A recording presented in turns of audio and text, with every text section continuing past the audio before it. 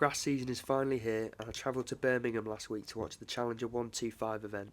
This is who I watched and the views I had from my centre court seats. I went for Thursday and Friday, which oversaw second round matches and quarter final matches. My biggest concern leading up to this was the weather, as rain had delayed quite a lot of the action earlier on in the week and the forecast wasn't looking great. But I caught the train to Birmingham and the weather was actually looking alright for the time being. I headed straight from the station to the venue, which is located at Edgbaston Priory Club, and with a quick luggage check and ticket scan, I was into the venue for the day. The first match I wanted to watch was actually on one of the smaller courts outside of centre court, and it was between Coleman Wong and 20-year-old qualifier Felipe Romano. You don't need an assigned ticket for these courts, which are parallel to each other. There's a couple of rows behind the courts, and you can pretty much float in and out as you please. Look at this for an ace here, which I had a fantastic view of. Romano got the job done in straight sets, really nice win for the young Italian, and this is one of the coolest parts of going to these events in person.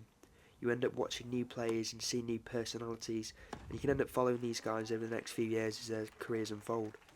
But then it was time for me to see my centre court seat, and it was a pretty good view as you can see. This is a Category 1 ticket, which cost me £55 for the day, and I watched all remaining 3 matches of the day on this court, which included eventual winner of women's singles Alexandra Ehler, before Britain's Arthur Ferry defeated Alex Bolt, and finally Mark Leol took out Harry Wendelkin. Being able to watch the serve motion and rallies from directly behind the baseline was genuinely a really good view to appreciate the fine margins behind each point. On Friday I returned to watch the quarter-finals and had a Category 2 seat this time, as I wanted to compare the views. Obviously I'm not as close this time and I don't have that same angle, but this view was better for net points and drop shots, so it comes down to personal preference.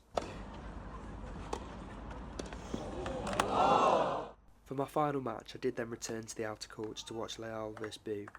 Overall, if you're interested in seeing some really high quality tennis, these Challenger events are really good for it. They're full of players ranked inside the top 250, and often with many that are inside or have been inside the top 100 at some point in their career. It's a completely different experience to watching on TV too. You've just got to hope you're lucky with the weather if it's an outdoor event.